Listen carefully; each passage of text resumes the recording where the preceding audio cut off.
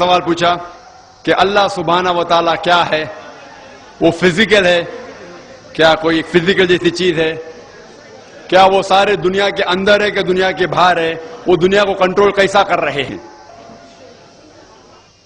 جہاں تک سوال ہے فزیکل کا، تو اللہ سبحانہ و تعالیٰ کوئی فزیکل چیز نہیں ہے ہم اور آپ جیسا۔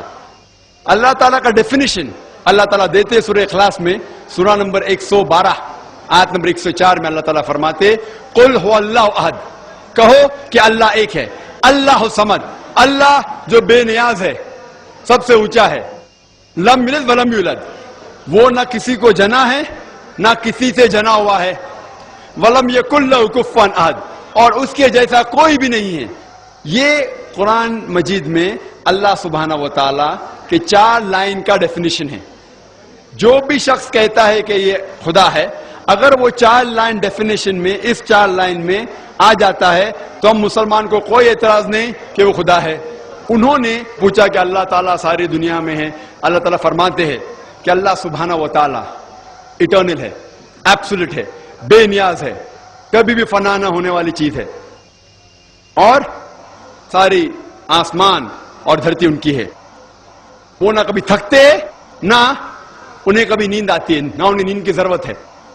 اور آگے فرماتے کہ ان کا عرش ہیونز اینڈ ارتھ کے اوپر ہے، مطلب سارے آسمان پہ عرش ہے۔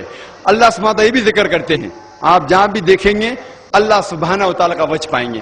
اس سے میں یہ ثابت ہوتا ہے کہ اللہ سبحانہ و تعالیٰ کا علم سارے جگہ میں ہے، سارے کائنات میں ہے، اور وہ الحمدللہ ثم الحمدللہ ان کے پاس اتنا پاور، اللہ تعالیٰ کہتے ہیں کہ yes power over all things ان اللہ علی کل شیء قدیر، ان کی طاقت ایسی ہے کہ سارے جہاں میں پھیلی ہوئی۔ اور وہ سوال تھا فزیکل چیز ہے، وہ فزیکل نہیں ہے، آپ اور ہم جیسے نہیں ہے، وہ کچھ علیحدہ چیز ہے۔ اور اللہ تعالیٰ فرماتے سورہ شورى میں، سورہ نمبر 42 آیت نمبر 11 لیس کمثلہ شیء، اللہ تعالیٰ کے جیسی کوئی بھی چیز نہیں ہے۔ تو ہم اللہ سبحانہ و تعالیٰ کو اس دنیا میں کسی بھی چیز سے کمپیئر نہیں کر سکتے، وہ ایک علیحدہ چیز ہے۔